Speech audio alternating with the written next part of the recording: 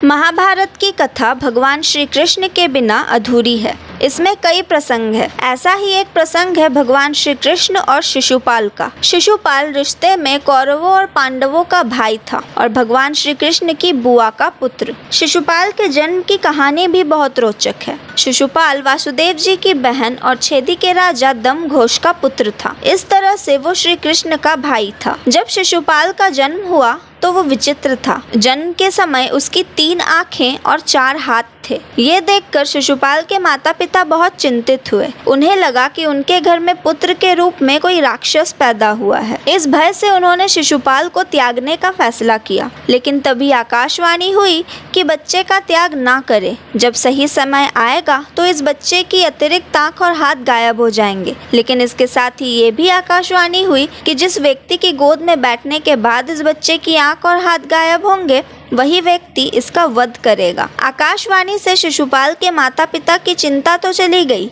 लेकिन उन्हें उसके वध की चिंता सताने लगी। समय तेजी से बीता।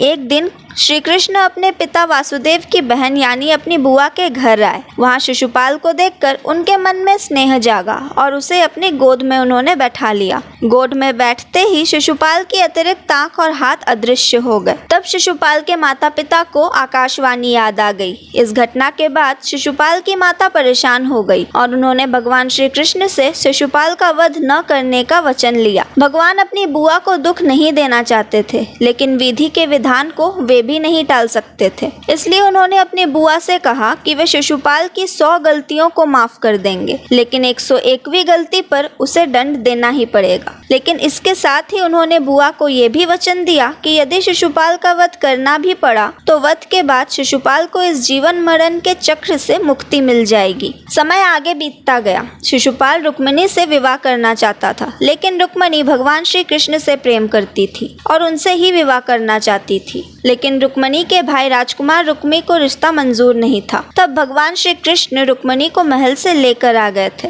इसी बात से शिशुपाल भगवान श्री कृष्ण से शत्रुता मानता था। अपनी माँ के लाख समझाने पर भी उसने कुसंग और कुप्रवृत्तियों को नहीं छोड़ा और कृष्ण के लिए बैर पालता रहा। शिशुपाल ने हर वो कार्य किया जिससे कृष्ण अप्रसन्न हो और उसका वध करने के लिए उद्दंड हो, क्योंकि बार बार उकसाने पर भी कृष्ण द्वारा संयम बरतने को वो उनकी कमजोरी मान बैठा था। उसे गर्व हो गया था कि कृष्ण उससे डरते हैं। जब युधिष्ठिर को युवराज घोषित किया गया तो राजसूय यज्ञ कराया गया। इस अवसर पर सभी संबंधियों और रिश्तेदारों को बुलाया गया।